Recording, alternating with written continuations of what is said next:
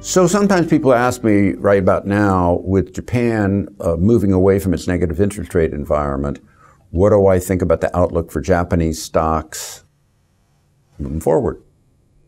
Now, I'm going to put that into some ways that I think is the right way to think about it, because I don't know why I'd put it in any other way. Fact is that on the one hand, most of the Japanese market is not derived by the kinds of stocks that have led the last 3, 4, 5, 6, 7, 8 years, which would be growth-oriented companies, particularly growth-oriented. Japan is more and much more industrial production and value-oriented companies, and that's lagged.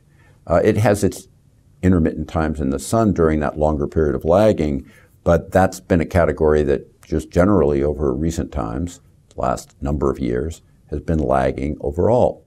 I think that will pick up later in 2024 and is doing okay now, but I don't think it's so much because of the negative interest rate environment. I think it's because value will become a stronger part of the market than it's been. Some of that will be because of the global function of central banks starting to cut rates at whatever level they do it, whenever they do it. I don't want to speculate about that. You never speculate successfully about what central banks will do, because they never know what they'll do. They just do.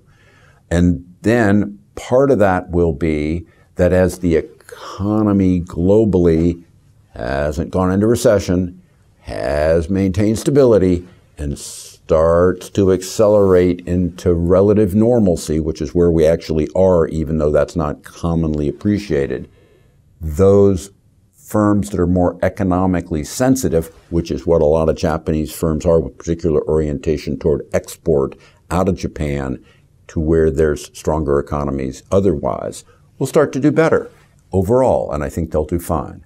I don't think it's a bad part of the market to be in. Now, arguing against that momentarily and partially, the fact is that Japanese firms are good, solid firms doing well in the fields that they operate in, but they aren't the most innovative, they aren't the most creative, they're not the ones creating the never yet next done thing. But in this kind of environment, I don't think you really need that to have the stocks do pretty well. Thank you for listening to me, and I hope you found this useful. Subscribe to the Fisher Investment YouTube channel if you like what you've seen. Click the bell to be notified as soon as we publish new videos.